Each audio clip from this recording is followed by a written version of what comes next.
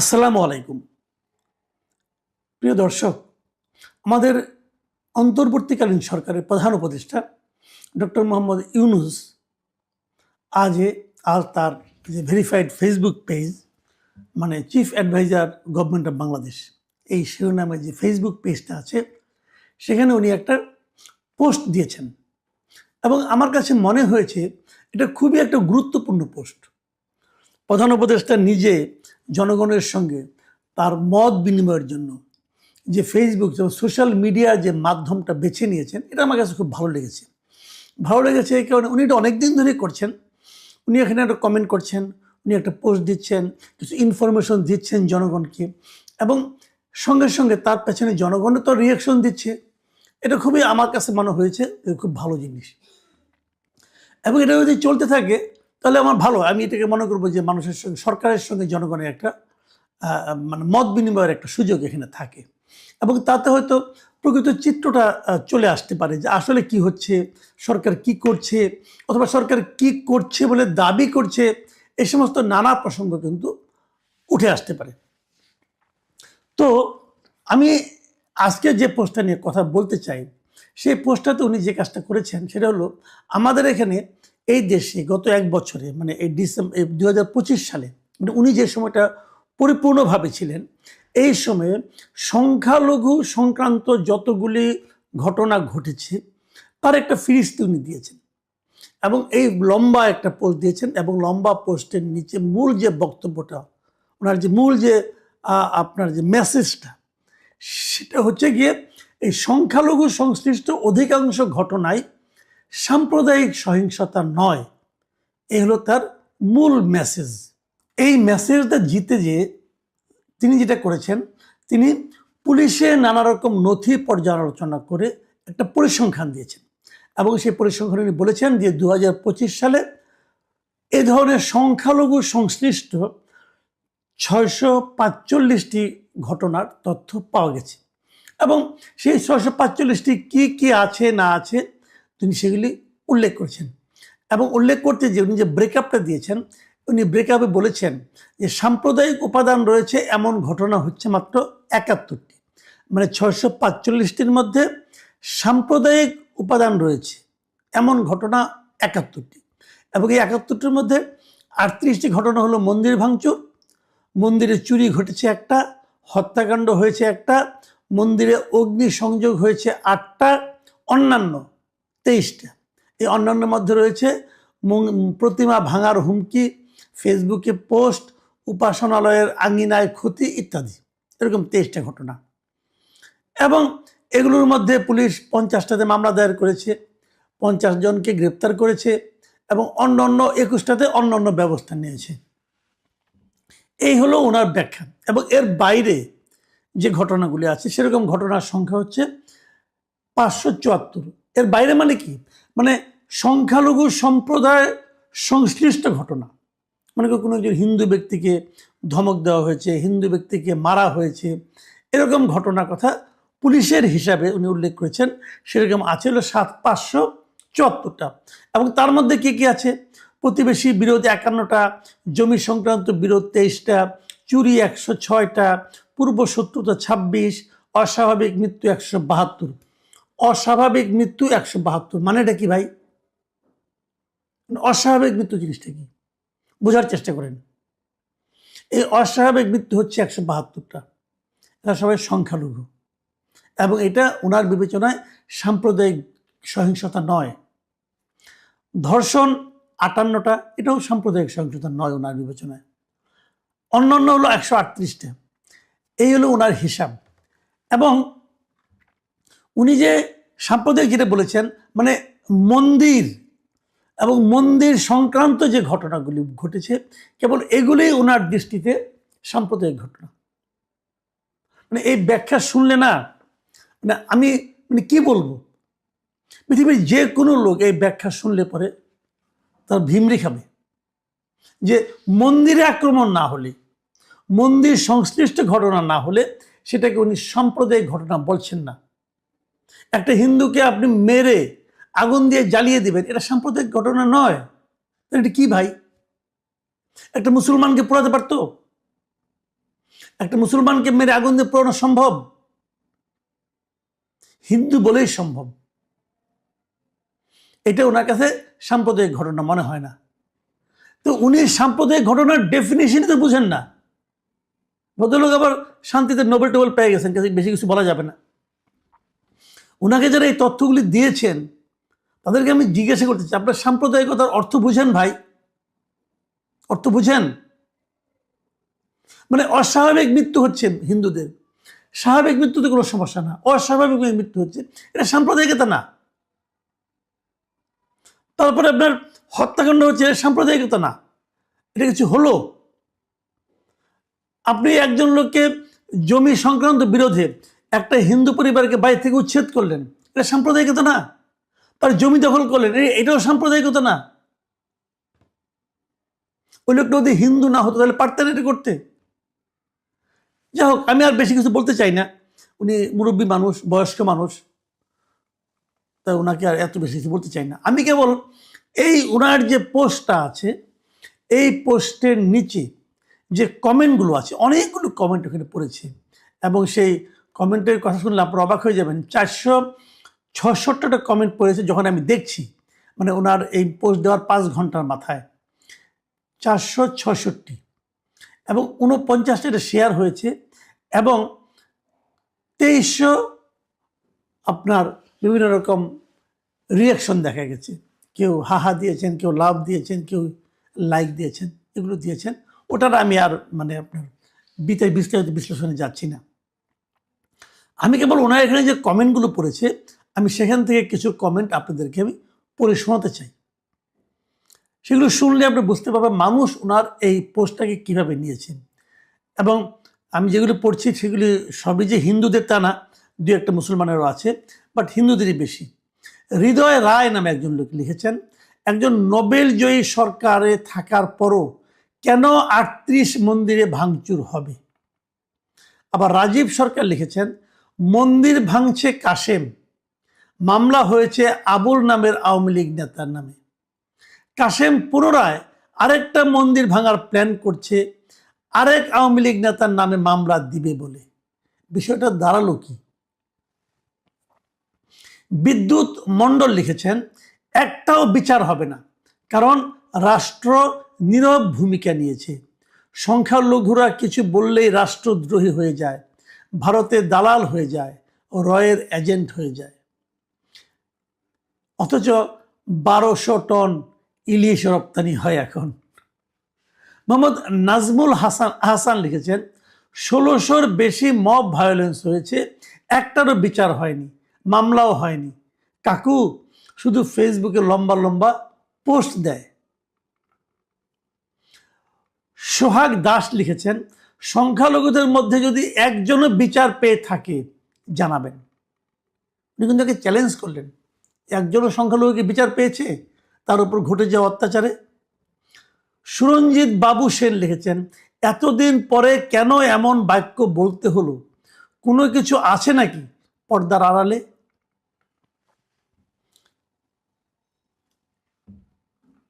ফ্লুটিস্ট বকুল রায় তিনি লিখেছেন, উনি একটু ডিটেল লিখেছেন, এটাই আমি শেষ মন্তব্যটা একটু পড়তে চাই, যে ডক্টর ইউনূস যে একজন মিথ্যুক এটার প্রমাণ তিনি নিজেই দিলেন।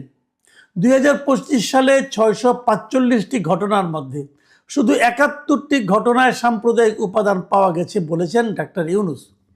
তার হিসাব হলো, মন্দির ভাঙচুরের 38টা মন্দিরের চুরি 1টা, হত্যাকাণ্ড 1টি, মন্দিরে অগ্নিসংযোগের 8টি, প্রতিমা ভাঙার হুমকি, ফেসবুক পোস্ট, উপাসনালয়ের আঙ্গিনায় ক্ষতির মতো 23টি ঘটনা রয়েছে। অর্থাৎ শুধু তিনি বোঝাতে চাচ্ছেন যে মন্দিরে হামলা হলে সাম্প্রদায়িক হামলা, অন্য ঘটনাগুলো যেহেতু মন্দিরের নয় তাই ওগুলো সাম্প্রদায়িক নয়। শুধু 2025 সালের কিছু জনপ্রিয় সংবাদ দেখি। 1, দীপুকে নগ্ন করে অর্ধমৃত অবস্থায় পুড়িয়ে মারা তো মন্দিরে হয়নি। রাউজানের ঘরে তালা দিয়ে আগুন দেওয়া, সেটাও মন্দিরে হয়নি। ঝিনাইদহে হাতে লাল সুতা থাকায় ভারতীয় গুপ্তচর বলে গোপাল বিশ্বাস নামে হিন্দু যুবককে মারধর, মন্দিরে হয়নি। রংপুরের গঙ্গাচড়া উপজেলায় হিন্দু সম্প্রদায়ের বাড়িঘর ভাঙচুর, লুটপাট, অগ্নিসংযোগ, এটাও মন্দিরে হয়নি। এর বাইরে অপ্রকাশিত ঘটনা বাদ, এগুলো তো সবাই জানে, এগুলো মন্দিরে বা উপাসনালয়ে হয়নি। কিন্তু ডক্টর ইউনূসের দেওয়া ৭১টি ঘটনা শুধু মন্দিরের, তার মানে এগুলোকে সংখ্যালঘু নির্যাতন হিসেবে দেখেন না তিনি। দৃষ্টির আড়াল থেকে এরকম অনেক ঘটনা আছে, তাকে প্রধান উপদেষ্টা বলতে লজ্জা করে। এরকম মিথ্যুক একজন বাংলাদেশ পরিচালনা করেন। এই যে বক্তব্যটা আমি পড়লাম, আমি জানি এখানে আবেগ আছে অনেক কিছু, কিন্তু আমার কথা হলো যে ডক্টর ইউনূসের এই তালিকাটা, ওনার নিশ্চয়ই কিন্তু অ্যাডমিন আছেন, উনি তো এগুলো প্রচার করেন। এই অ্যাডমিনের মেধা এবং এই অ্যাডমিনের কাণ্ডজ্ঞান সম্পর্কে আমার একটু সন্দেহ হচ্ছে। উনি কি ডক্টর ইউনূসকে মানুষের কাছে হাস্যকর করে তোলার জন্য এই পোস্ট দিয়েছেন? এই পোস্ট তো দুনিয়ার সবাই দেখবে, বিদেশের লোকজন দেখবে। তারা যখন দেখবে যে মন্দিরে আক্রমণ না হলে ডক্টর ইউনূস সেটাকে সংখ্যালঘু নির্যাতন বলে মনে করেন না, তারা কি ভাববে? আমি ডক্টর ইউনূসকে প্রশ্ন করি, আপনি এগুলো কাদেরকে রেখেছেন আপনারা এই সমস্ত কাজ করার জন্য? নাকি এটা আপনিই দিয়েছেন? আমি জানি না। আপনি এত মানে এতটা মানে কম বুদ্ধি সম্পন্ন আপনি হবেন এটা আমি ভাবতেই পারি না। নিশ্চয়ই কাউকে না কাউকে দায়িত্ব দিয়েছেন। এই লোকগুলি তো আপনাকে ডুবাচ্ছে ভাই। অবশ্য আপনি এমনি তো ডুবার আর খুব বেশি একটা বাকি নাই, যতটুকু আছে সেটুকুও ডুবাবে এরা।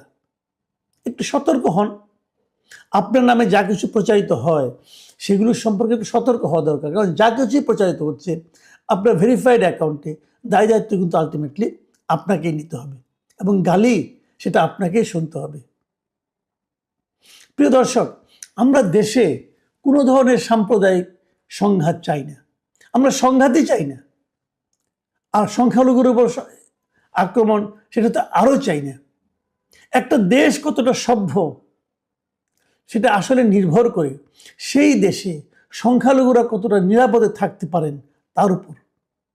এই উপলব্ধিটা যতক্ষণ পর্যন্ত আমাদের না হবে ততক্ষণ পর্যন্ত আমরা আসলে ক্রমাগত নিজেদের বর্বরতায় প্রকাশ করে যাব।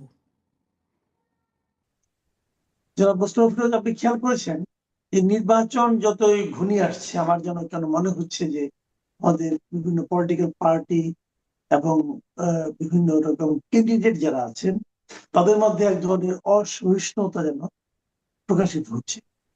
এবং এটা আজকে আমি দেখলাম যে সোশ্যাল মিডিয়ায় দুটো ঘটনা দেখলাম, এবং এগুলো আমাদের যে প্রচলিত মিডিয়া সেখানেও দেখলাম। একটা ঘটনা দেখলাম ব্রাহ্মণবাড়িয়ায় একজন ম্যাজিস্ট্রেটের সঙ্গে ব্যারিস্টার রুমিন ফারহানা, যিনি একজন ক্যান্ডিডেট এবং খুবই আলোচিত ক্যান্ডিডেট, ওনার সঙ্গে যে বাদানুবাদ, এবং সেখানে রুমিন ফারহানার যে মানে উত্তেজনা, এটা কিন্তু চোখে পড়ল। অনেকে এটা নিয়ে নানা ধরনের কথাও কিন্তু বলছেন। আবার আরেকটা দেখলাম যে আপনার নির্বাচন কমিশনেও হাসনাত আব্দুল্লাহ, বিএনপির একজন প্রবীণ নেতা, ওনার সঙ্গেও বেশ তর্ক করলেন। তো এই যে বিষয়গুলো, এগুলো কেন হচ্ছে এবং এটা যে দুটো ঘটনাকে আপনি কিভাবে বিশ্লেষণ করছেন? বেশ কিছু মানে দৃশ্য সোশ্যাল মিডিয়াতে এখন আসছে। ইভেন দেখলাম যে নাসরুদ্দিন পাটোয়ারি তার নির্বাচনী এলাকায়, সেখানেও একজনকে বারবার চাঁদাবাজ চাঁদাবাজ বলার চেষ্টা করছে। আজকে দেখলাম যে বেশ কয়েকজনের প্রতিবাদ, যে ভাতের কয় অন্ন, হ্যাঁ কি বলে একটা প্রবাদ আছে, তাই সেটা দিয়ে বললো।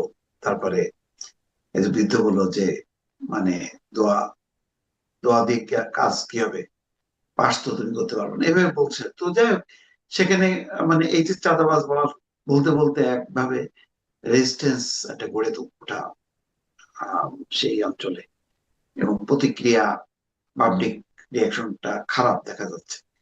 এটা ঘটতে ঘটতেই দেখলাম যে আজকে দুইটাই ঘটনা হলো।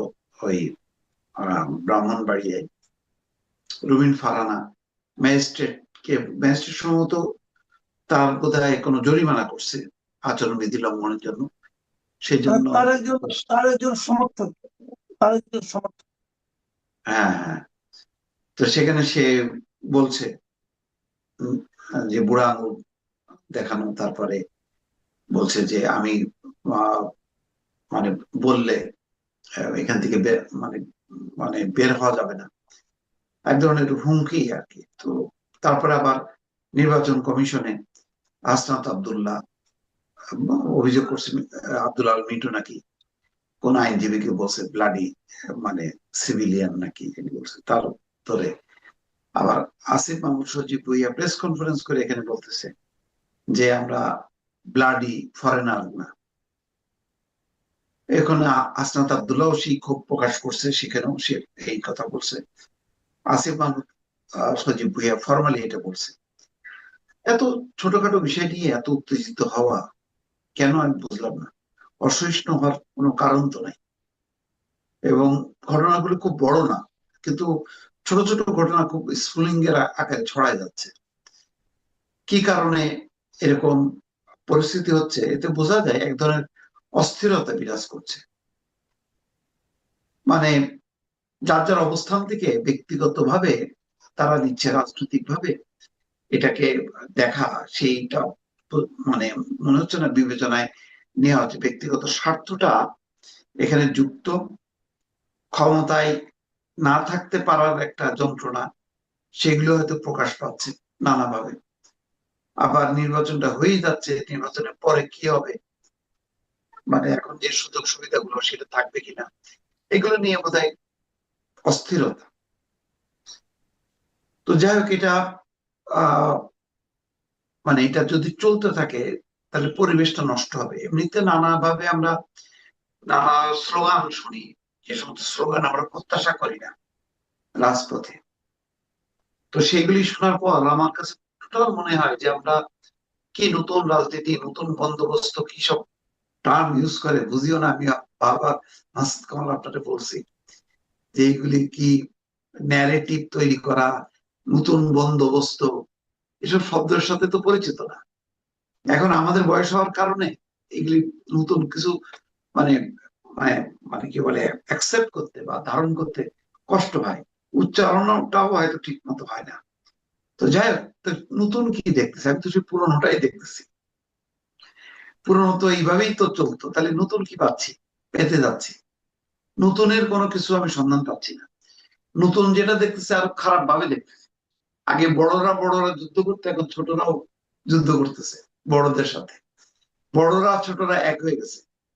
এটা একভাবে যারা সমাজতান্ত্রিক রাজনীতিটা থাকলে ভালো হতো, যে একটা মানে কোনো বয়সের বৈষম্য নেই, শ্রেণী বৈষম্য নেই। কিন্তু এখানে তো আর সমাজতান্ত্রিক কোনো আহ মানে কি বলে উপাদান আমি দেখতেছি না। তাহলে কেন এটা, কেন এই অস্থিরতা? আমার ধারণা যে রাজনৈতিক যে একটা ব্যবস্থাপনা সামগ্রিকভাবে এটা আসলে ধস নামছে। আমরা যতই বিপ্লব অভ্যুত্থান বলি না কেন, আসলে একটা কদর্য চেহারাটাই মনে হয় সামনে চলে আসছে। সেটা দেখে আমরা একটু মানে বেশ হতাশই হচ্ছি। নতুবা ছোটরা কি বলে, ছোট বড়দের যে ভাষা, মানে সংস্কৃতি, নতুন আবার পট পরিবর্তনের মধ্যে যাব, পার্লামেন্টেও তো এগুলো সঞ্চালিত হবে না, এইভাবেই তো আমরা দেখবো এখন যা দেখছি। তো ওটাই কি নতুন বন্দোবস্ত কিনা আমি বুঝতেছি না। এই বন্দোবস্ত তো আমরা চাইছি কিনা, এটা নতুন করে এটার উপর একটা গণভোট নেওয়া দরকার। হ্যাঁ, যে আমরা এটাই চাইছিলাম কিনা। আচ্ছা, এই যে আপনি যে মানে গণভোটের কথা বললেন, গণভোট নিয়ে ছোট্ট একটা প্রশ্ন একটু করতে চাই। একটু ছোট করেই বলেন, অন্য প্রসঙ্গে বলুন। গণভোটের ব্যাপারটা হলো যে আলী রিয়াজ সাহেব দেখলাম বলছেন যে গণভোটে হাত পক্ষে প্রচারণা চালানোটা এটা বৈধ, মানে সরকারি কর্মচারীদেরকে বলছেন। তো আমার একটু জানার খুব আগ্রহ, যদি হাত পক্ষে প্রচারণা চালানোটা বৈধ হয়, তাহলে নার পক্ষে যদি কেউ প্রচারণা চালাতে চায় সেটাও কি বৈধ হবে, নাকি তাদের উপর মব লেলিয়ে দেওয়া? তবে ওই এই আওয়ামী দোসর, ফ্যাসিবাদের দোসর, ভারতীয় আধিপত্যবাদ, এগুলি হচ্ছে না। তো এটাকে না রাখলো কেন? শুধু হাটাই থাকতো। এখানে ভারতীয় আধিপত্য আনলো কেন? আওয়ামী দোসর আনলো কেন? পতিত সরকার আনলো কেন? পুরনো বন্দোবস্ত নিয়ে আসলো কেন? এটা তো বুঝলাম না। না, নার পক্ষে তার কেউ থাকবে না। নার পক্ষে থাকবে মানে সুপ্ত বাহিনী, গুপ্ত বাহিনী। যারা মানে গোপনে উপরে থাকবে না, আস্তে করে গেরিলা কায়দায় ভোট দিয়ে আসবে। ভোটাভুটি হলে তো দুই পক্ষ থাকে, তাই না? তা নিলে তো আর ভোট না। হুম। তাহলে তো না পক্ষে মানে কে থাকবে? কেউ তো, ইচ্ছা থাকলেও তো মানে কেউ মুখ ফুটে বলার সাহস পাবে না।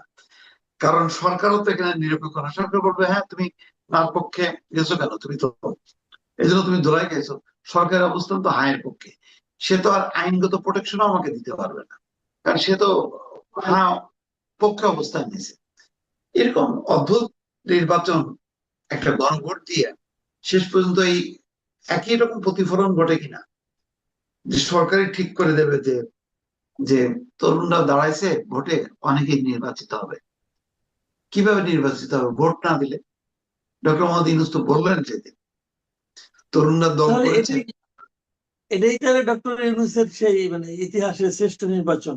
যাই হোক, আমি আরেকটা প্রসঙ্গে একটু আসি, যে এই সোশ্যাল মিডিয়া অনেকে কিন্তু বারবার বলছিল যে এবারে নির্বাচনে সোশ্যাল মিডিয়া খুব বড় ভূমিকা রাখবে, এবং অনেকে বলছিল সোশ্যাল মিডিয়া নানা ধরনের এআই দ্বারা অনেক ভিডিও চলে আসবে, নানা ধরনের আশঙ্কার কথা কিন্তু বলা হচ্ছে। তো আশঙ্কা এআই সেগুলি না হয় ধরা যায়, কিন্তু সোশ্যাল মিডিয়া আমি একটা জিনিস লক্ষ্য করছি, যে 2-3 বছর আগে আপনি কখন কবে কি বলেছিলেন সেগুলো কিন্তু চলে আসতেছে, সেগুলো কিন্তু এআই এর মাধ্যমে না, অরিজিনালি চলে আসতেছে। এবং এই যে চলে আসতেছে, এই জিনিসটাও কিন্তু আমার কাছে একটা নতুন মাত্রা যুক্ত হয়েছে বলে মনে হয়।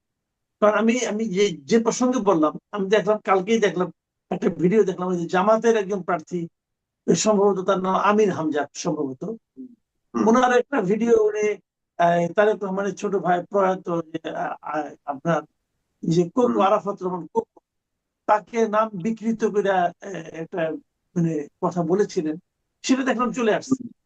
এবং আমি হামজা পরে বলেছেন এটা নাকি উনি 2-1 বছর আগে বলেছিলেন, কি একটা উদাহরণ দিতে যেয়ে বলেছিলেন। তো এটাও কিন্তু উদাহরণ দিতে যাই হোক আর যে যা দিতে যাই হোক, উনি তো এটা এভাবে উচ্চারণ করেছেন, উনি তখন তো ফিল করেছেন, মিন করেছেন। এখন তারেক রহমানের সামনে ক্ষমতায় যাওয়ার একটা সম্ভাবনা আছে অথবা কিছু নাই, উনি আবার প্রার্থী বা আমির হামজা আবার প্রার্থী হয়েছেন, এটাও আবার ওনার জন্য একটা ব্যাপার। তো পুরোনো কথাগুলো কিন্তু চলে আসছে নানাভাবে। এটাকে আপনি কি মানে কিভাবে দেখবেন না? এটা তো ইনফরমেশন, ভালো আসুক। অতীতে কে কি বলছে সব আসছে, যে আমির হামজাটা আসলো কুষ্টিয়ার প্রার্থী, জামাতের শক্তিশালী প্রার্থী। তারপরে মেজর আক্তারের অতীতে কি বলছে সেটা আসবে না? আসবে। কর্নেল অলি আগে কি বলছে, এখন কি বলতেছে, সবগুলি আসবে, কম্পেয়ার করবে। তো খারাপ না। এআই মানে আপনি এআই দিয়ে আপনি সব যদি সোশ্যাল মিডিয়ার বিরুদ্ধে যান, তাহলে তো শেখ হাসিনাও তো মানে মারাত্মক ভাবে উদ্বিগ্ন ছিল, ওই সরকারও। সোশ্যাল মিডিয়াই ছিল তাদের মূল মানে দুশ্চিন্তার কারণ। এই সরকারের তো সব ফ্রি, স্বাধীন হওয়ার কথা, তাহলে এত দুশ্চিন্তা কেন? এআইটা বুঝে যাবে মানুষ। এআই এখন বুঝে গেছে মানুষ, কয়েক সেকেন্ডের এ তো ওরা বোঝে যে এগুলি এআই। কারণ এআই ব্যাপক ব্যবহারটা হয়ে গেছে, বুঝেও গেছে যে এগুলি কোনো ভিত্তি নাই। এইগুলি আসলে মূল বিষয় না। মূল বিষয়টা হলো সরকার বোধহয় বুঝতে পারতেছে না আসলে নির্বাচনটা কি হওয়া উচিত, কেমন ভাবে হওয়া উচিত, বা আদৌ তারা একটা ভালো নির্বাচন করতে সক্ষম কিনা। নাকি তাদের মাথার মধ্যে আছে যে এ জিতবে ও জিতবে না, এইভাবে একটা মানে তার মধ্যে একটা টেনশন। কারণ এটা তো সত্য যে সরকারের মানসিক প্রস্তুতি কি ছিল, সরকার এবং তার সহযোগীদের মানসিক প্রস্তুতি ছিল নির্বাচন যাতে না হয়।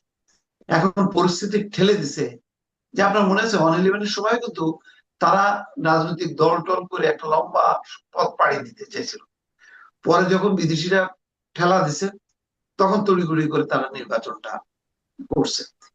তো এই মানে যারাই রাজনৈতিক পটক মানে মানে কি বলে পরিবর্তন না হয়, তখনই তাদের মাথার মধ্যে আসে যে আমরা একটা কিছু একটা করবো, একটা লম্বা পথ পাড়ি দেবো। তো এই পথটা পাড়ি মানে দেওয়া যাচ্ছে না বলে তাদের মধ্যে এক ধরনের অস্থিরতা কাজ করতেছে, এবং সবসময় মনে করতেছে যে এই কোথায় আমার বিরুদ্ধে চলে গেলো, এই অন্যায় বিরুদ্ধে চলে গেল। তো এই সবের প্রতিফলন হলো ঘুরে ফিরে ওই সোশ্যাল মিডিয়া খারাপ। তাহলে মেইন স্ট্রিম মিডিয়া ঠিক আছে, তাহলে মেইন স্ট্রিম মিডিয়া তাদের আগের যে মালিকরা ছিল যেভাবে চালাইতো সেভাবে চলতে দিক, সেটাও তো আবার দিচ্ছে না। মানে মূল কথা হলো যে আপনি নিয়ন্ত্রণটা করতে পারতেছেন না, আপনি ওইটাকে দমক দিতে পারতেছেন, কিন্তু এই আপনাকে আমাকে তো ধমক দিতে পারতেছেন না। আপনাকে আমাকে ধমক দিলে আপনি রিস্ক নিয়ে চলে থেকে যাবেন, আমি দৌড় দিয়ে চলে যাব দেশের বাইরে। হ্যাঁ, তো এখন ওই নিয়ন্ত্রণ করতে না পারার কষ্টটা তার অনুভব করতেছে। এখন ধরেন প্রেস সেক্রেটারি ফোন করে অমুক চ্যানেলকে অমুক তমুক চ্যানেলকে একটু বললো, তা আপনি আমাকে বললে তখন তো আপনি প্রশ্ন করবেন কেন, কি ব্যাপার, এটা তো আমার অধিকার, আপনি বলার কে, তাই না? তো এটা, এবং এখানে তো একটা পার্সন, যে পার্সনটা কে তারা ভয় পায়, প্রতিষ্ঠান ভয় পায় না, কারণ প্রতিষ্ঠান জানে যে তাদের উপর নির্ভরশীল, কিন্তু আপনি আমি তাদের উপর নির্ভরশীল না। তো এই কারণেই ঘুরে ফিরে কিন্তু ওই সোশ্যাল মিডিয়াটা তাদের মাথা ব্যথার কারণ হয়ে দাঁড়াচ্ছে। যখন নাকি নিজেদের অবস্থানটা দুর্বল হয়, তখন যখন শক্ত থাকে তখন বলে যে আপনারা স্বাধীন, বলেন, মন খুলে বলেন, প্রাণ খুলে বলেন। আর যখন আস্তে আস্তে মানে নিজেদের অবস্থান দুর্বল হতে থাকে, তখন সোশ্যাল মিডিয়া হয়ে যায় বড় কাজ। তা আমার মনে হচ্ছে এখন সেই অবস্থাটাই তৈরি হয়েছে। আচ্ছা, এই যে জামায়াতের যে জোটটা, তারা বহুল আলোচিত জোট, এবং তারা সমস্ত ইসলামিক ভোটগুলি এক জায়গায় নিয়ে যাবে বলে যে সেই জোটের যে ভাঙনটা হলো, যে আপনার ইয়ে এই ইসলামী আন্দোলন যে জোটের সঙ্গে থাকলো না, এটা নিয়েও কিন্তু নানা ধরনের ইকুয়েশন এখন হচ্ছে। অনেকে বলছে এটা করার মাধ্যমে আসলে বিএনপির খুব সুবিধা হয়ে গেল, এবং বিএনপি কি এই জোটটাকে ভাঙার ক্ষেত্রে কোনো ভূমিকা রাখলো কিনা, ইসলামী আন্দোলন কোনো টোপ দিল কিনা। আবার কেউ কেউ বলছে যে ইসলামী আন্দোলন হয়তো আবার এখন যে আপনার জাতীয় পার্টির সঙ্গে একটা জোট করতে পারে, সেটা যদি তারা করতে পারে তাহলে হয়তো জামাত যে 3 নম্বরে পৌঁছবে। মানে এই ধরনের নানা ধরনের ইকুয়েশন হচ্ছে। তো এই ইকুয়েশন মূল্যায়নটা কি? হ্যাঁ, ইকুয়েশন তো হবে, কারণ এখন তো মানে ইসলামী আন্দোলন চেষ্টা করবে তার মতন করে এটাকে জেতার জন্য সেও জোট করবে। সেখানে জাতীয় পার্টি আসতে পারে, অস্বাভাবিক কিছু না। আবার আজকে দেখলাম যত স্বতন্ত্র আছে তারা মিলে একটা জোট করতেছে। তো কেউ কেউ তো আর বসে থাকবে না। ভালো, এটা শত ফুল ফুটুক এবং নির্বাচন করুক, কারণ এমনিতেই আওয়ামী লীগের মতন একটা বড় রাজনৈতিক দল নেই। অন্যান্যরা যদি যার যার অবস্থান থেকে ঝাঁপায় পড়ে নির্বাচন করে, তাহলে নির্বাচনটা প্রতিদ্বন্দ্বিতামূলক হবে, এটা ভালো। কিন্তু একটা জিনিস খুব খারাপ হয়ে গেল, যে তারা এত আদর্শের বড়াই করতেছে, মানে এনসিপি সেখানে গেলই নাকি এই জোটে গেলেই নাকি সংস্কারটা খুব ত্বরান্বিত হবে, এবং এটাই প্রকৃত সংস্কারের ইয়ে। কারণ বিএনপি হচ্ছে প্রকৃত সংস্কার করে না। তো সংস্কারই যদি এত আদর্শিক অবস্থান হয়ে থাকে এবং এই জোটটা বেছে নিল, তাহলে শুধু আসন ভাগাভাগির কারণে ভাঙন কেন? এখন যদিও নানা রকম দর্শন উপস্থিত করতেছে ইসলামী আন্দোলন, কিন্তু আসল তো হলো আসন। আসনে তারা 70টা বা 75টা চাইছিল, সেখানে যদি 60টাও দিত তাহলে ইসলামী আন্দোলনের আর আপত্তি থাকতো না। কিন্তু আসলে মূল কথা হলো যে আসন তো 50টা পর্যন্ত রাজি হয়েছিল, কিন্তু তারা আর রাজি না, কারণ প্রথমে তারা 150 আসন, তারপরে 100 আসন, তারপরে 75 আসন, কিন্তু তারা কোনোভাবে 50টা আসন নেবে না। এই আলোচনাটার ফাঁকে দিয়ে যখন কি ভেঙে গেল, তখন একটা দর্শন আমরা শুনলাম ইসলামী আন্দোলনের পক্ষ থেকে, বলছে যে জামাত ইসলাম ইসলামী আদর্শ থেকে সরে গেছে। কিভাবে সরে গেছে? সরে গেছে দুই ভাবে। একটা, তারা শরিয়া আইন প্রতিষ্ঠা করবে না। তারা বিদেশিদের সাথে বৈঠক করছে, খ্রিস্টান সম্প্রদায়ের নেতাদের সাথে কথা বলার পরে তারা বলছে প্রচলিত যে রাষ্ট্র কাঠামো, এই কাঠামোকেই তারা বিলং করবে। তাহলে ইসলামী আদর্শ প্রতিষ্ঠা হবে কি করে? এক, তারা জোটের অনুমতি ছাড়া তারেক রহমানের কাছে যে বলছে তারা বিএনপি কে নিয়ে জাতীয় সরকার করবে। তাহলে জাতীয় সরকার যদি করে, তাহলে ইসলামী আদর্শ বাস্তবায়ন হবে কি করে? বিএনপি তো আর ইসলামী আদর্শ বাস্তবায়ন করবে না, সে গণতান্ত্রিক আদর্শ বাস্তবায়ন করবে। এখন শুনতেছি তো এটা, কিন্তু তার আগ পর্যন্ত আমরা শুনতাম তো আসন ভাগাভাগি। এমন যদি হইতো যে না, ইসলামী আন্দোলনকে 100টা দেওয়ার পরেও ইসলামী আন্দোলন বলছে যে না, আমরা যেহেতু তোমরা মানে আদর্শের পথ থেকে সরে গেছো, তাহলে আহ, বুঝতাম যে তাদের যুক্তিটা যুক্তিসঙ্গত। আবার দেখেন জামাত ইসলামীও দেখেন, তারা জানে ইসলামী আন্দোলন যেটা বলছে এই বক্তব্যটা সঠিক। এটাই তো ইসলামী আন্দোলনের মানে মানে ধর্মীয় যদি ইসলাম নামের হয় তাহলে তো এটাই সঠিক কথা। তাহলে জামাত ইসলাম, তার নাম যেখানে জামাত ইসলাম, সে তাহলে গণতান্ত্রিক। সে মানে ধরেন আমি কমিউনিস্ট পার্টি, এখন আপনি যদি বলেন যে আমার আদর্শ হলো হচ্ছে ওই ইসলামী শরিয়া আইন প্রতিষ্ঠা করা, তাহলে এটা আপনি হাসবেন না যে দল নাম হচ্ছে আমি একটা কমিউনিস্ট পার্টি, কিন্তু মোস্তফা ফিরোজ বলতেছে তার ক্ষমতা গেলে নাকি শরিয়া আইন বাস্তবায়ন করবে। তো জামাত ইসলাম হলো গণতান্ত্রিক আদর্শ কাঠামো করবে। এই যে যত সংস্কার, এটাকে এটা হলো গণতান্ত্রিক একটা আদর্শিক কাঠামো বাস্তবায়ন করা। তো এর সাথে শরিয়া আইনের ইসলামী আদর্শের মিল কোথায়? তা তো নয়। ইসলামী আদর্শ হলে ধরেন আজকে একটা গানের মহড়া দেখলাম ঢাকা বিশ্ববিদ্যালয়ে, এইটা হচ্ছে জি মানে ইসলামী গান, এটা হলে ঠিক আছে। আর আপনি যদি কনসার্ট করেন এটা ঠিক নেই, কারণ এটা হলো গণতন্ত্র।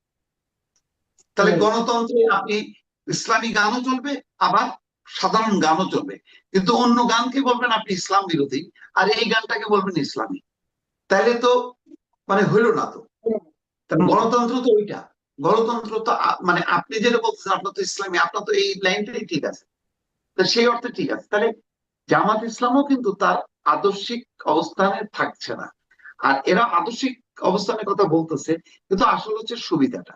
তাহলে এই ঘটনার মধ্য দিয়ে মানুষের সামনে কি প্রকাশ পেল, যে এরা আসলে মূলত ক্ষমতা, এই নানান নাম নাম দিয়ে তারা দল করতেছে সত্য, কিন্তু ভেতরে ভেতরে মানে ঘুরে ফিরে ওই ক্ষমতাটাই হচ্ছে আসল কথা। এনসিপির ক্ষেত্রেও তাই। এনসিপি এখন কি আদর্শ বাস্তবায়ন করবে, যেখানে তার মেজর পার্টি হচ্ছে জামাত ইসলাম। তো সেই জামাত ইসলাম হচ্ছে আহ, তাদের যে আহ, আদর্শিক অবস্থানটা, অফিসিয়াল যে অবস্থানটা, তার সাথে তো এনসিপির মেলে না, তাহলে এনসিপি সেখানে গেল কেন? তো এগুলি একটা বদগোটা অবস্থা। মানে আপনি বিএনপির বিপরীতে আপনি একটা মেরুকরণ করতেছেন, যাতে কোন রকমের তালিবালি করে একটা ক্ষমতায় যাওয়া। এটা ছাড়া আমি তো কোনো মানে আদর্শিক কোন অবস্থান আমি এখানে দেখছি না।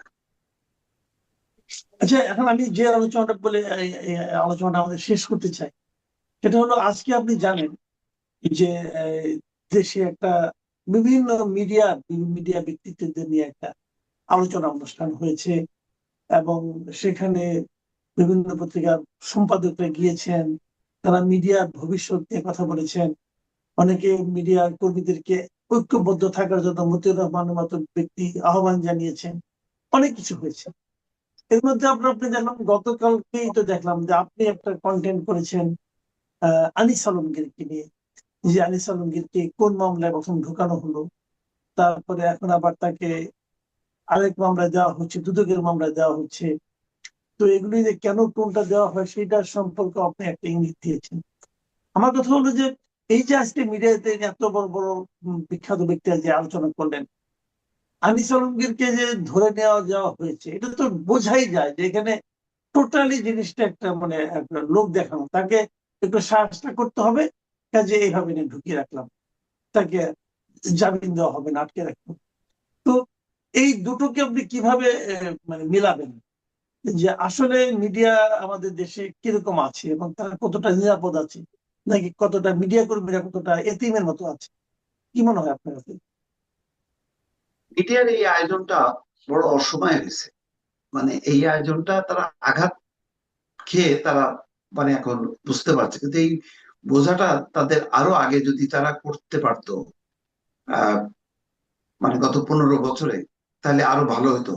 তাহলে তারা নিজেদের একটা অবস্থানটা স্ট্রং করতে পারতো। এখন এমন একটা সময় করছে, ঠিক আছে, দেরি করলেও হয়েছে। এটা ভবিষ্যতে যে রাজনৈতিক সরকার আছে সেই সরকারের ইয়ে আপনার সময় যাতে তারা তাদের একটা স্বতন্ত্র একটা ভূমিকা যাতে বজায় রাখতে পারে। কিন্তু আসলে তো এর কাঠামোটা আপনার মানে অনেকগুলো প্রতিষ্ঠান তো। এখন দেখেন, ওই যে আপনার মনে আছে আপনার তারেক রহমানের স্ত্রী জোবায়দা রহমান যখন আসলেন, সেই এয়ারপোর্ট থেকে আসা পর্যন্ত এই রোডে উঠছে ওই রোডে উঠছে এবার লাইভ দেখানো শুরু করে আমাদের এই চ্যানেলগুলো। এগুলি কেন করে জানেন? করে নিউজের একটা ভ্যালু আছে তা না, করে হচ্ছে চামচামির জন্য। তা আপনি সারা দিন আপনি চামচামি করবেন, তারপর আপনি আবার অধিকার চাইবেন, তো তো হয় না। সাংবাদিকতার ধারে কাছে আপনি নাই, আপনি মতলববাজি করেন, মিডিয়াকে ইউজ করেন আপনার ব্যবসায়িক স্বার্থে, আপনার নিজের ক্ষমতার স্বার্থে। তখন তো আপনি নিজেই দুর্বল করে ফেলেন। সেই দুর্বল প্রতিষ্ঠানগুলো যখন নাকি যারা সত্যিকার সবল প্রতিষ্ঠানের সাথে একত্রিত হইতে চায়, তো সেটা সম্মিলিতভাবে কি শক্তি বাড়ে নাকি কমে, এটা দেখার বিষয়। আর আপনি যদি সোচ্চারই থাকেন, তাহলে এতগুলো সংগঠন মিলে একটা তো প্রস্তাবও নিলেন না আনিস আলমগীরের মুক্তির জন্য, সেটাও তো দেখলাম। নোয়াব, কোয়াব, তারপর কি আটা, কি কি সব নাম আছে, সব মিলিতভাবে তো কোনো পদক্ষেপ তো নেওয়া হচ্ছে না। এর আগেও সাংবাদিক মঞ্জুর আলম পান্না দেখলাম না সেরকম স্ট্রং কোনো দেখলাম না। তো এইগুলি হয়েছে কি, এখন শুধু আপনার এখানে মানে মানে কি বলে সামগ্রিক ভাবে যদি আপনি না দেখেন, শুধু একটা দুইটা ঘটনার উপর ভিত্তি করে যদি মনে করেন যে মানে এখন থেকে হইতে হবে, তা না। আপনাকে এটা কন্টিনিউয়াস একটা এফোর্ট চালাইতে হবে। যাই হোক, তবুও স্বাগত জানাই যে আহ আমাদের মিডিয়াগুলো তো আসলে পরগাছা, মানে অল্প কিছু ব্যতিক্রম ছাড়া এই পরগাছারা যদি এখন শক্তির উপরে দাঁড়াইতে পারে, তাহলে হয়তো ভবিষ্যতের জন্য ভালো হবে।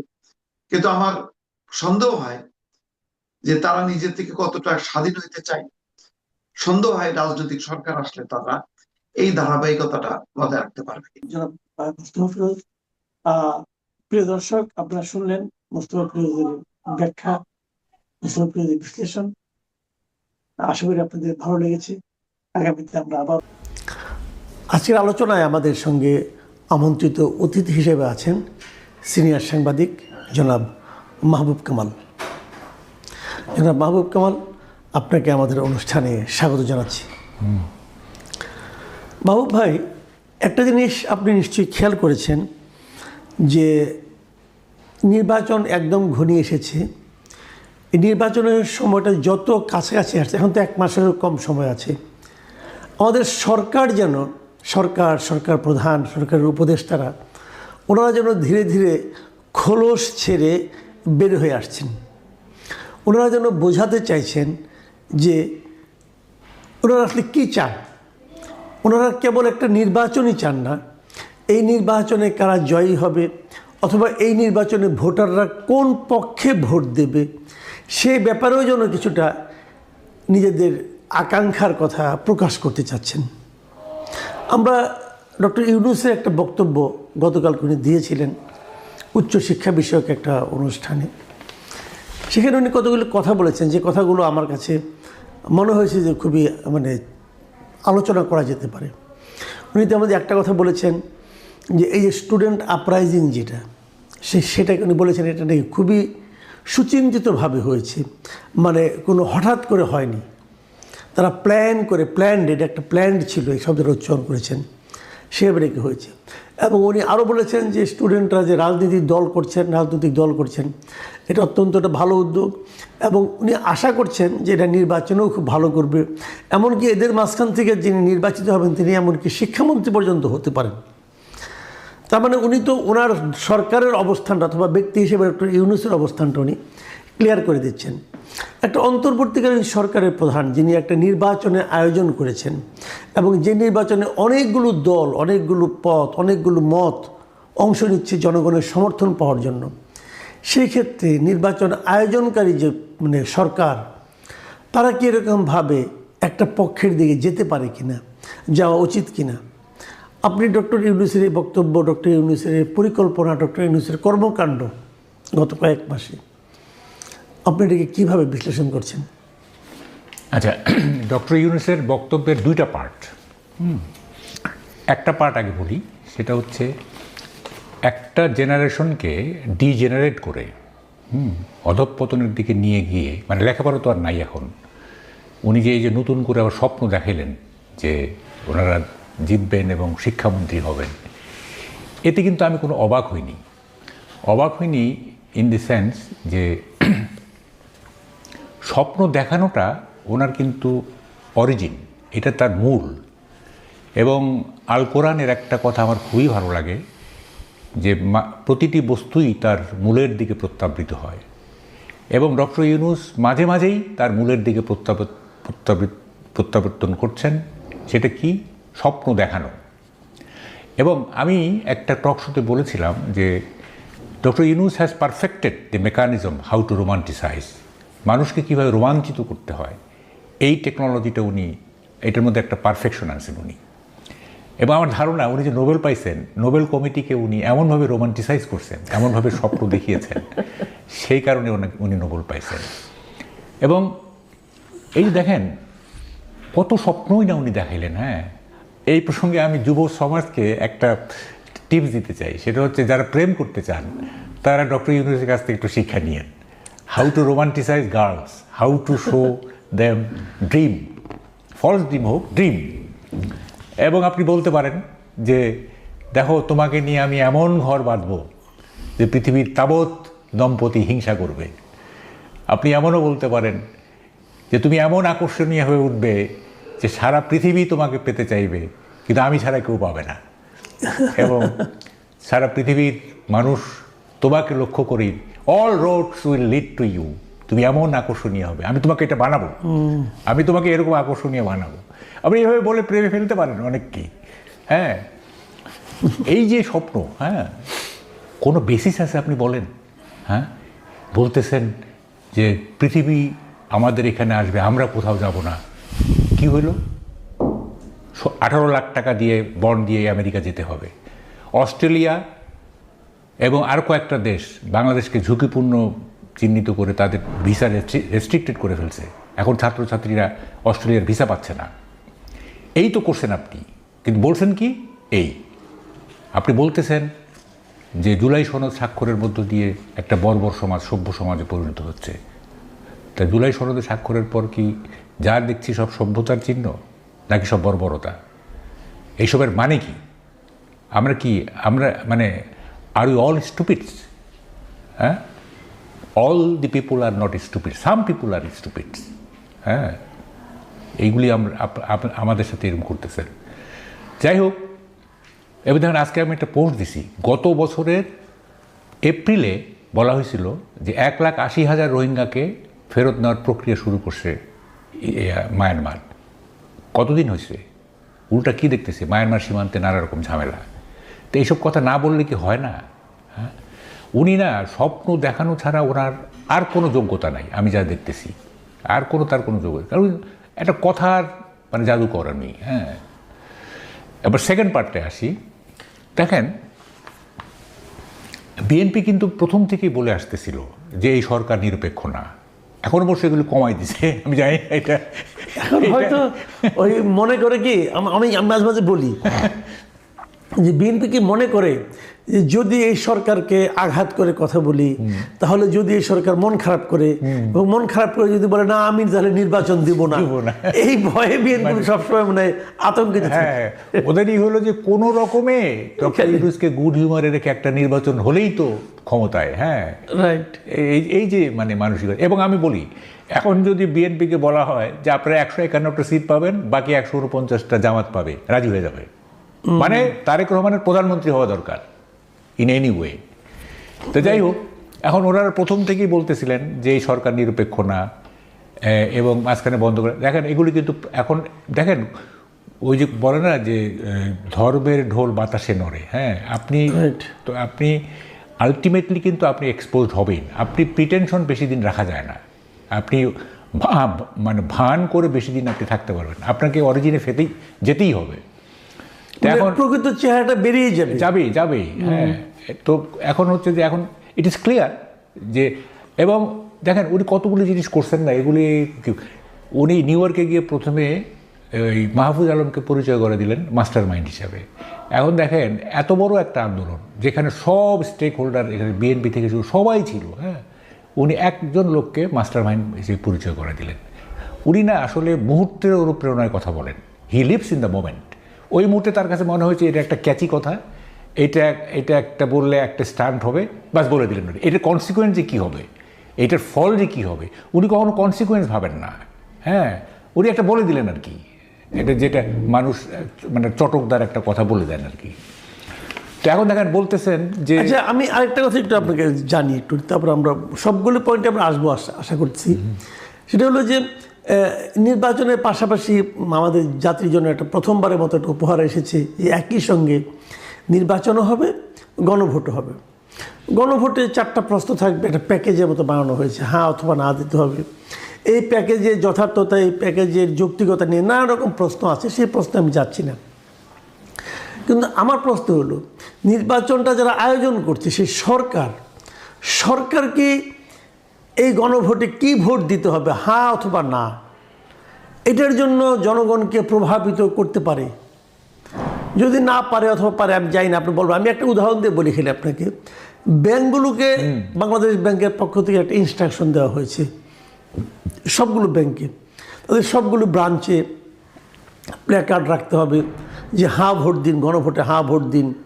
এখন যদি ব্যাংকগুলি প্রচার করে, তাহলে যে লোকটা না ভোট দিতে চায়, যে বুঝে শুনেই না ভোট দিতে চায়, সে কি ব্যাংকটার উপর আনহ্যাপি হবে না? ব্যাংক তো একটা আস্থার জায়গা, ব্যাংকিং সিস্টেমটা তো চলেই আস্থার উপর নির্ভর করে। যেমন ধরেন আমি না ভোট দিতে চাই, ধরা যাক কথার কথা, তা আমি তো ওই ব্যাংকে আর যাবোই না। আমি বললাম কেন আমি ব্যাংকে যাব? ব্যাংক আমাকে হা ভোট দিতে বলছে কেন? ব্যাংকে আমাকে লজিক দিয়ে বোঝাবে কেন হা ভোট দিতে বলছে? আর ব্যাংক কি তার সিএসআর এর টাকা এভাবে খরচ, ওরা বলেও দিছে ওই সিএসআর এর যে ফান্ড আছে সেই ফান্ড থেকে এই টাকাটা খরচ করতে হবে। তো এটা কি পারে? গভর্নমেন্টকে পারে? গভর্নমেন্ট অফিসিয়ালদের দিয়ে এগুলি বলানো, এনজিওদেরকে ডেকে আনা হচ্ছে, গভর্নমেন্ট নিজে উদ্যোগ নিয়ে তাদেরকে বলতেছে আপনারা হা ভোটের প্রতি মানুষকে উদ্বুদ্ধ করেন। এটা কি সরকারের কাজ? সরকার কি এটা পারে আসলে? আপনার কি মনে হয়? মানে আপনার প্রশ্নটা শুনে মনে হচ্ছে যে এটা একটা বিতর্কযোগ্য ব্যাপার। আসলে এটা বিতর্কযোগ্য না, এটা তো মানে চোখ বন্ধ করে বলা যায় যে এটা গভর্নমেন্ট এটা করতে পারে না। হ্যাঁ, গভর্নমেন্ট ক্যানট মানে ইনফ্লুয়েন্স এ ডেমোক্রেটিক প্রসেস, যেহেতু এটা নিউট্রাল গভর্নমেন্ট, একটা ডেমোক্রেটিক প্রসেসকে ওনারা ইনফ্লুয়েন্স করতে পারে না। এবং আমি বলি কি জানেন, গভর্নমেন্ট আসলে মরিয়া হয়ে গেছে এই হাঁ জেতাতে, কারণ এই হাঁ জেতার সঙ্গে তাদের একটা সেফ এক্সিটের ব্যাপার আছে। হ্যাঁ, যে কারণে তারা মরিয়া হয়ে উঠছে যে কোনো ক্রমে যদি না জিতে যায় তাইলে মানে তাদের সেফ এক্সিটটাও বিপদাপন্ন হইতে পারে। সুতরাং তারা মরিয়া হয়ে গেছে। এবং শুধু ব্যাংক না, আপনি এনজিওগুলোকে বলা হয়েছে, টিচারদেরকে বলা হয়েছে, নানা রকমভাবে এটা যে একটা অল আউট ক্রাশ প্রোগ্রাম নেওয়া হয়েছে যাতে হাঁ জেতে। হ্যাঁ, তো এটা তো হলো না। লেট পাবলিক ডিসাইড তারা এই জুলাই সনদ তারা মানে কি মানে না। আর দ্বিতীয় কথা হচ্ছে দেখেন, এই যে গণভোটের আয়োজনটা না, এটা তো ডিফেক্টিভ আয়োজন।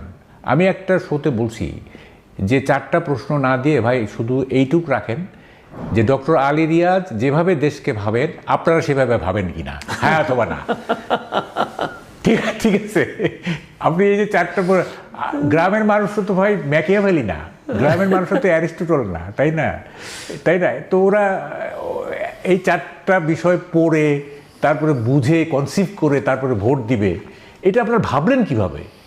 মানে সব কিছুর একটা মানে মিনিমাম একটা যুক্তি তো থাকতে হবে ভাই। হ্যাঁ, 4টা জটিল জিনিস। হ্যাঁ, আপনি গ্রামে নিরক্ষর একটা রিমোট অঞ্চলের একটা ভোটারকে বলতেছেন না, আপনি নিরক্ষর বলছেন।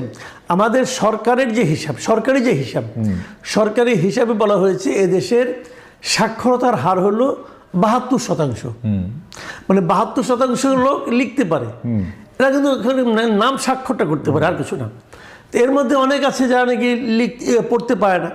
যদি ধরেই নেই যে 72% লোকও লিখতে পড়তে সবই পারে, লিখতে পড়তে বুঝতে রাষ্ট্রবিজ্ঞান বুঝতে সব পারে, মানলাম, তাহলে 28% তো পারে না। তো এই 28%-এর জন্য এই গণভোটটাকে একটা মানে আপনার কৌতুক না, একটা প্রহসন। হ্যাঁ, কারণ সে তো ওইটা পড়তেই পারবে না। তা কিসের উপর ভোট দেবে সে? মানে ভাবা যায় না আর কি। হ্যাঁ, আচ্ছা, আমি এখন একটু শেষ দিকে আসছি আপনার সঙ্গে আমি মনে করি এটা খুবই গুরুত্বপূর্ণ বিষয় নিয়ে আলোচনা করা দরকার। এই ইস্যুটা অনেকেই বলেন, অনেকেই জিজ্ঞাসা করেন যে আমরা যে এই অনেক আশা নিয়ে গত বছর 1.5 বছর আগে ডক্টর ইউনূসকে দায়িত্ব দিলাম দেশটাকে ঐক্যবদ্ধ করার জন্য, দেশটাকে সামনের দিকে অগ্রসর করার জন্য। তো এই 1.5 বছরের যে অভিজ্ঞতা আপনি নিজেও দেখেছেন, এই 1.5 বছরের অভিজ্ঞতা আপনার কাছে কী মনে হয়? ডক্টর ইউনূসকে দেশটাকে ঐক্যবদ্ধ করতে পেরেছেন, দেশটাকে সামনের দিকে নিয়ে যেতে পেরেছেন, অথবা সামনের দিকে যাওয়ার জন্য কোনো প্রক্রিয়া শুরু করতে পেরেছেন, অথবা দেশটাকে সামনে ওনার যে পদ্ধতি, ওনার যে মানে কর্মকাণ্ড উনি যেভাবে চেয়েছেন সেটা যদি বাস্তবায়িত হয় তাহলে কি দেশটাকে ঐক্যবদ্ধ জাতিতে পরিণত হতে পারবে? ডক্টর ইউনূসের টোটাল এটাকে আপনি কীভাবে? আপনি একটা সুন্দর প্রশ্ন করছেন। দেখেন, এইটা আমি একটা উপমা দিয়ে বা তুলনা দিয়ে আপনার এই কথাটা উত্তর দিব। সেটা হচ্ছে ডক্টর ইউনূসের সঙ্গে সাবেক সোভিয়েত ইউনিয়নের যে গর্বাচভ, তার একটা বড় মিল আছে। হ্যাঁ, সেটা হচ্ছে গর্বাচেভ যখন 1985-এ এই ক্ষমতা নিলেন, তখন উনি একটা সংস্কার কর্মসূচি হাতে নিয়েছিলেন।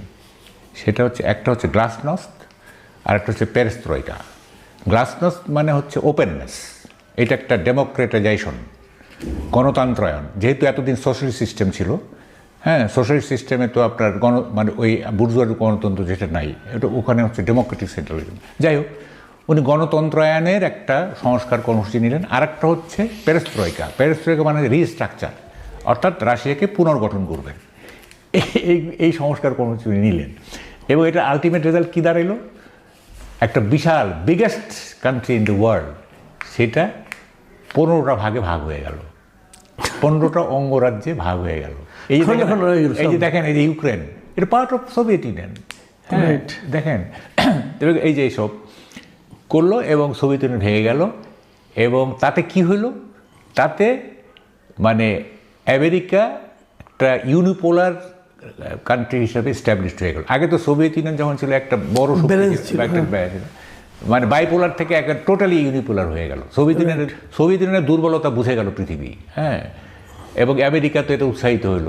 এবং এই গ্লাসনস্ট পেরেস্ট্রয়কার পিছনে কিন্তু আমেরিকারও একটা হাত আছে। হ্যাঁ, আচ্ছা, যাই হোক, ওইটা একটা বড় আলোচনা। আমাদের এই ইউনূস সাহেব কী করলেন? উনি যে সংস্কার কর্মসূচিগুলি নিলেন, হ্যাঁ, নিয়ে উনি জাতিটাকে বিভক্ত করলেন। ওইটা রাষ্ট্রটা বিভক্ত হয়ে গেল, এটা আমাদের জাতিটা বিভক্ত হয়ে গেল। দেখেন, খুব ইন্টারেস্টিং। এরশাদ যখন গণভোটের আয়োজন করছিল, তখন ন্যাপের যে মানে এর সাথে হ্যাঁ না ভোট, মানে উনি থাকবেন কি থাকবেন না, তখন ওই ন্যাপের যে প্রধান মোজাফফর আহমেদ চৌধুরী, উনি তো খুব রসিক ছিলেন। উনি বলছিলেন, যখন ক্ষমতা নিলেন তখন তো জিজ্ঞেস করলেন না যে নিব কি নিব না, এখন বলতেছেন থাকবো কি থাকবো না, এখন বলতেছেন থাকবো কি থাকবো না। তো এখন দেখেন, 5ই আগস্টের পরে তো আপনাদের এই গণভোটটা তো 5ই আগস্টের পরে করতে হইতো, যেহেতু 5ই আগস্টে সংস্কারের কোনো ইস্যু ছিল না। 5ই আগস্টে ইস্যু ছিল Hasina must go, Sheikh Hasina must go, এইটা ছাড়া অন্য কিছু ছিল না। তো যেহেতু সংস্কার নিলেন, তো তখন একটা গণভোট করেন যে ভাই আমরা রাষ্ট্রকে সংস্কার করতে চাই, আপনারা হ্যাঁ না বলেন। সংস্কার করে এখন বলতেছেন যে এটাতে রাজি আছেন কি না। তো এটা হলো কিছু। যাই হোক, এখন এই যে সংস্কার হইল, আবার কত মানে আপনার তো 20 মিনিটের প্রোগ্রাম না, এগুলো কথা বললে তো এগুলো 20 ঘন্টা লাগে। গণভোটের পায়োনিয়ার হচ্ছে আপনার জুলাই সনদের হচ্ছে এনসিপি বা আগের বৈষম্য বিরোধী ছাত্র আন্দোলন, তারাও এই সনদে স্বাক্ষর করে নেই জনসদে। আচ্ছা, বুঝেন এবার এত বড় প্যারাডক্স আছে, হ্যাঁ, যারা এটা ইনিশিয়েট করছে, হ্যাঁ, বাকিগুলো তো ফলোয়ার, তাই না? এই পায়োনিয়ার তো হচ্ছে ফলোয়ার, তাও কি মাইরের ভয়ে ফলোয়ার আর কি, মানে হইচই শুরু করে দেবো, চিল্লাচিল্লি করবো, এই ভয়ে ফলোয়ার। তো এখন সে নিজে স্বাক্ষর করে নেই, তারপরে এটা আপনি গণভোটে দিলেন। হ্যাঁ, কি মানে? আচ্ছা, মানে গণভোট যে জিনিসটা নিয়ে হচ্ছে সংস্কার নিয়ে, এই সংস্কারটা এখানে দুটো প্রশ্ন। একটা প্রশ্ন হলো যে ইটসেলফ গণভোটে যে প্রশ্নটা করা হয়েছে, 4টা প্রশ্ন, 4টা মিলিয়ে একটা প্যাকেজ, এই 4টা প্যাকেজের কি হ্যাঁ অথবা নাতে উত্তর হয়? না না না, কিভাবে হবে? আপনার একটা আমি শো দেখছি, তো আপনি বললেন না যে এতগুলি খাবার হতে, ওখানে একটা মদের মদের বোতলও আছে। তা আমাকে তো প্যাকেজ হলে তো আমাকে পুরোটা খাইতে হবে, অথবা একটা খাওয়া চলবে না, তাই না? তো এখন ধরেন ওখানে তো কোনো ঘর নাই যে আমি একটার সাথে একমত হইলে কোথায় সিল দিব, দুইটার সাথে একমত হইলে কোথায় সিল দিব, এরকম থাকতে হইতো, তা নাই, তাই না? না, আরেকটা কথা, যে সংস্কারগুলো হয়েছে সেগুলো নিশ্চয়ই আপনি দেখেছেন একবার। সেই সংস্কার প্রস্তাবগুলো কি আপনার কাছে সবগুলি ভালো মনে হয়েছে, নাকি একটাও ভালো মনে হয় নাই, নাকি কিছু কিছু ভালো কিছু কিছু মন্দ মনে হয়েছে? এরকম সংস্কার না প্রস্তাবগুলো আছে না, প্রস্তাব, হ্যাঁ, কিছু জিনিস তো অবশ্যই ভালো আছে, কিছু জিনিস তো অবশ্যই ভালো আছে।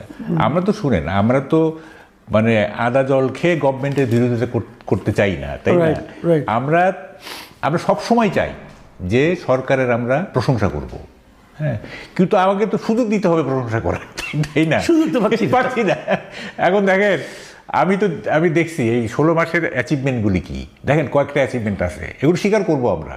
যেমন আমি কথা বলতেছি, আমাকে বাধা দেওয়া হচ্ছে না, আই মাস্ট হ্যাভ প্রে, আমিও বলবো যে হ্যাঁ এইটা আমার জন্য একটা প্রিভিলেজ। আপনি আবার এটাও বলেন যে আপনি প্রিভিলেজ পাচ্ছেন, অন্যরা পাচ্ছে না, কিন্তু আনিসালের মধ্যে সেটা বলবো। এটা আপনি কি বলবেন? না, সেটাই বলবো যে আমি পাচ্ছি, ওনারা কেন পাচ্ছে না। কি কি পজিটিভ দেখেন, একটা হচ্ছে যে সরকারি বাহিনীর হাতে খুন হচ্ছে না, ঠিক আছে, যদিও গোপালগঞ্জে, কিন্তু ওই জন্য তো হলো যে কালকে তো বিএনপির এক লিডার মারা গেল, এটাই তো রিসেন্ট আর কি। আর একটা হয়েছিল গোপালগঞ্জে 4-5 জন মারা গেছিল। এমনি শেখ হাসিনার আমলে যেরকম হয়েছিল ওরকম না, তবে হ্যাঁ পাবলিক লেভেলে খুন হচ্ছে, এটারও দায় সরকারের। 1, 2 নম্বর হচ্ছে গুম হচ্ছে না, ঠিক আছে। 3 নম্বর হচ্ছে রেমিটেন্স ভালো অবস্থায় আছে, যে কারণে এখনো মোটামুটি। রেমিটেন্সের উপর তো সরকারের কোনো ভূমিকা আছে না, তারপরেও আপনার এই আমলে এটা আসতেছে। ধরেন যে যারা রেমিটেন্স যোদ্ধা, তারা যদি মানে বলে যে আমরা এই সরকারকে করব না, মানে সহযোগিতা করব না, রেমিটেন্স পাঠাবো না বা একটা কিছু, যাই হোক, রেমিটেন্স আসতেছে, এটা মানে এই সরকারের আমলে আসতেছে, তাই না? ফলে এই যে এই কয়েকটা জিনিস পজিটিভ, হ্যাঁ। কিন্তু আপনি মানে এন্টায়ার যদি আপনি এই 16 মাসকে বিশ্লেষণ করেন, এটা তো মানে কি, এটা কি ব্যর্থতার পাহাড়, হ্যাঁ, ব্যর্থতার পাহাড়। এবং সবচেয়ে বড় কথা যে নতুন নতুন যে ফেনোমেনাগুলি তৈরি হয়েছে না, যেমন একটা মবক্রেসি, হ্যাঁ, ইনস্টিটিউশনালাইজ মবক্রেসি। হ্যাঁ, আগেও মবক্রেসি ছিল লোকই, এটা ছিল, কিন্তু এই আমলে যেভাবে মানে মবের হাতে মানুষ নিগ্রহ হয়েছে, হ্যাঁ, এইটা তো মানে সব সাফল্যকে ছাপিয়ে যায়, এটা যদি সাফল্য থাকে আর কি। হ্যাঁ, আপনার কাছে কি মনে হয় সব মিলিয়ে এই সরকারকে আপনি মানে সাধারণ মানুষ কিভাবে দেখছে? তারা কি সরকারকে সফল মনে করে নাকি ব্যর্থ মনে করে?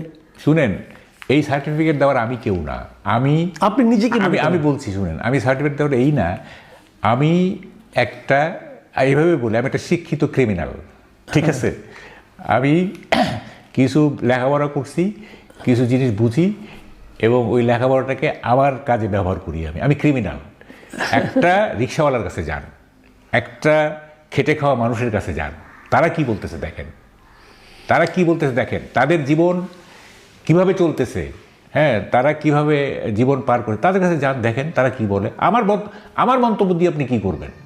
হ্যাঁ, না, তাদের সঙ্গে তো আপনারও যোগাযোগ আছে, আপনি তো তাদের সঙ্গে যান, আপনি তো রিক্সায় উঠেন, রিক্সাওয়ালার সঙ্গে কথা বলি, কেউই সন্তুষ্ট না। এক রিক্সাওয়ালা বলতেছে আগে এত টাকা ইনকাম করতাম, হ্যাঁ, এত টাকা আমার সেভিংস হতে, বাড়িতে পাঠাতে হবে এত টাকা, এখন পারতেছি না। সিএনজিওয়ালা একই কথা বলতেছে। তারপরে এখন দেখেন যে গ্যাসের যে প্রবলেম, অনেক বাসায় তো মানে, আমার বাসাতেই নেই, হ্যাঁ, তো এগুলি সাফার করতেছে না মানুষ। এবং দেখেন, আমি একটা জিনিস আপনাকে বলি, আপনি সময় নাই তো, সরকার না মানে সাস্টেইন করার জন্য একটা ইমাজিনারি ভিলেন তৈরি করছে, সেটা হচ্ছে ইন্ডিয়া, হ্যাঁ, এবং আরও কিছু। যখনই তারা বিপদে পড়তেছে, তখনই একটা অ্যান্টি ইন্ডিয়ান সেন্টিমেন্টকে ক্যাশ করাচ্ছে। এই যে খেলার ব্যাপারও যেটা হয়েছে, যাই হোক, এখনকার মেইন প্রবলেমগুলো কি? এখনকার মেইন প্রবলেমগুলো হচ্ছে পানি চুক্তি নবায়ন হবে কি না, গ্যাসের প্রবলেম, গ্যাস না থাকলে ইলেকট্রিসিটি প্রবলেম হবে। তারপরে এই কালকে না পরশুদিন দেখলাম যে বলে সর্বনিম্ন ইনভেস্টমেন্ট, সবচেয়ে কম, হ্যাঁ। এগুলি আলটিমেটলি আমাদের ইকোনমিতে কী প্রভাব ফেলবে সেটা কিন্তু কেউ ভাবতেছে না। এবং এগুলি ভাবতেছে কিন্তু সাধারণ মানুষ ভাবতেছে যে যারা একটু মধ্যবিত্ত, তারা গ্যাস নিয়ে ভাবতেছে, যারা একবারে ডাউন টোডেন, যে ধর রিক্সাওয়ালা, শ্রমিক টমিক, এরা ভাবতেছে তাদের দৈনিক আয় অনেক কমে গেছে, হ্যাঁ, পরবর্তীতে কি হবে। গ্রামের সাধারণ মানুষ ভাবতেছে এই অবস্থায় যদি আমাদের কখনো সোশ্যাল সেফটি নেটওয়ার্কের যে ভাতা, এগুলো যদি বন্ধ হয়ে যায়, সবাই তো একটু এক ধরনের মানে ভয়ের মধ্যে আছে। হ্যাঁ, এবং এবং আমরা কেন একটা ইলেক্টেড গভর্নমেন্ট চাচ্ছি, কেন চাচ্ছি এই কারণে যে একটা ইলেক্টেড গভর্নমেন্ট আসলে তার অ্যাড্রেস করবে জিনিসগুলো, পারুক আর না পারুক। এই গভর্নমেন্ট তো অ্যাড্রেসই করছে না। হ্যাঁ, মানে চেষ্টা করে ফেল করা, সেটা আপনি করতে পারেন, ছাড় দিতে পারেন যে হ্যাঁ চেষ্টা করা হচ্ছে, পারতেছে না ইত্যাদি। এই গভর্নমেন্ট তো কোনো চেষ্টাই নাই, সব খালি মানে রাজনীতি সাজানো। হ্যাঁ, সব খালি ওই কি বলে যে কীভাবে আগামী দিনে ভালো থাকবো, হ্যাঁ, এইসব নিয়ে চিন্তা। জি, অনেক ধন্যবাদ জনাব মাহবুব কামাল। প্রিয় দর্শক, আপনারা জনাব মাহবুব কামালের বক্তব্য শুনলেন। উনি কিছু চমৎকার কথা বলেছেন, যেটা হয়তো আপনাদের কাছে নতুন লাগবে, আমার কাছে তো নতুন লেগেছেই। আমরা বুঝতে পারছি, অথবা ওনার কথা থেকে যেটা আমরা মানে ধারণা নিতে পারছি, সেটা হলো আমরা বাংলাদেশের জন্য আরেকজন গর্বাচেপ পেয়ে গেছি। এবং এই গর্বাচেপ বেশ মানে দাপটের সঙ্গে শেষ দিন পর্যন্ত হয়তো রাজ করবেন। এবং উনি কী করবেন, কি ভাঙবেন, কোথায় বিভক্তি আনবেন না কোথায় সংস্কার আনবেন, এটা হয়তো কদিনের মধ্যে আমরা টের পেয়ে যাব। কিন্তু যখন টের পাবো তখন হয়তো প্রতিকারের আর কোনো পথ থাকবে না। তো এটাই বোধহয় আমাদের নিয়তি। এই নিয়তি আমাদের কোন পর্যন্ত নিয়ে যায় সেটা দেখার অপেক্ষায় থাকা